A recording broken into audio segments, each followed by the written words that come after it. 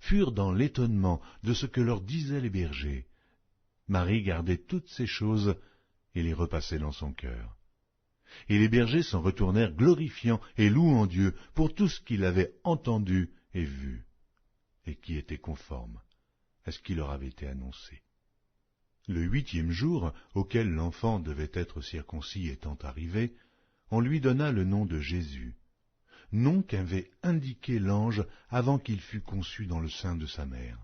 Et, quand les jours de leur purification furent accomplis selon la loi de Moïse, Joseph et Marie le portèrent à Jérusalem pour le présenter au Seigneur, suivant ce qui est écrit dans la loi du Seigneur. Tout mâle, premier-né, sera consacré au Seigneur, et pour offrir en sacrifice 2 tourterelles ou 2 jeunes pigeons, comme cela est prescrit dans la loi du Seigneur. Et voici, il y avait à Jérusalem un homme appelé Siméon. Cet homme était juste et pieux, il attendait la consolation d'Israël, et l'Esprit Saint était sur lui. Il avait été divinement averti par le Saint-Esprit qu'il ne mourrait point avant d'avoir vu le Christ du Seigneur. Il vint au temple, poussé par l'Esprit, et, comme les parents apportait le petit enfant Jésus pour accomplir à son égard ce qu'ordonnait la loi, il le reçut dans ses bras, bénit Dieu et dit : « Maintenant, Seigneur, tu laisses ton serviteur s'en aller en paix, selon ta parole. Car mes yeux ont vu ton salut, salut que tu as préparé devant tous les peuples, lumière pour éclairer les nations et gloire d'Israël ton peuple. » Son père et sa mère étaient dans l'admiration des choses qu'on disait de lui. Siméon les bénit et dit à Marie, sa mère, « Voici, cet enfant est destiné à amener la chute et le relèvement de plusieurs en Israël, et à devenir un signe qui provoquera la contradiction. Et à toi-même, une épée te transpercera l'âme, afin que les pensées de beaucoup de cœurs soient dévoilées. » Il y avait aussi une prophétesse, Anne, fille de Phanuel, de la tribu d'Azer. Elle était fort avancée en âge, et elle avait vécu 7 ans avec son mari depuis sa virginité. Restée veuve et âgée de 84 ans, elle ne quittait pas le temple, et elle servait Dieu nuit et jour dans le jeûne et la prière.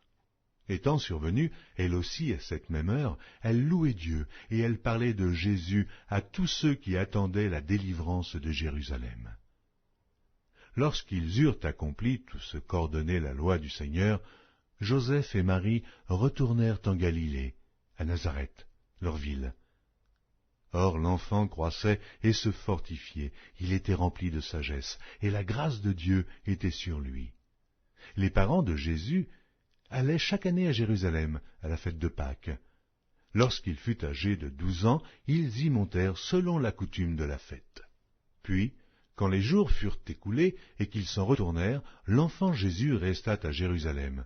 Son père et sa mère ne s'en aperçurent pas. Croyant qu'il était avec leurs compagnons de voyage, ils firent une journée de chemin, et ils le cherchèrent parmi leurs parents et leurs connaissances. Mais, ne l'ayant pas trouvé, ils retournèrent à Jérusalem pour le chercher. Au bout de 3 jours, ils le trouvèrent dans le temple, assis au milieu des docteurs, les écoutant et les interrogeant. Tous ceux qui l'entendaient étaient frappés de son intelligence et de ses réponses. Quand ses parents le virent, ils furent saisis d'étonnement, et sa mère lui dit : « Mon enfant, pourquoi as-tu agi de la sorte avec nous ? Voici, ton père et moi, nous te cherchions avec angoisse. » Il leur dit : « Pourquoi me cherchiez-vous ? Ne saviez-vous pas qu'il faut que je m'occupe des affaires de mon père ? » Mais ils ne comprirent pas ce qu'il leur disait. Puis il descendit avec eux pour aller à Nazareth, et il leur était soumis. Sa mère gardait toutes ces choses dans son cœur. Et Jésus croissait en sagesse, en stature et en grâce, devant Dieu et devant les hommes. Évangile de Luc, chapitre 20. Un de ces jours-là, comme Jésus enseignait le peuple dans le temple et qu'il annonçait la bonne nouvelle, les principaux sacrificateurs et les scribes, avec les anciens, survinrent et lui dirent : « Dis-nous par quelle autorité fais-tu ces choses ? Ou, qui est celui qui t'a donné cette autorité ?» Il leur répondit :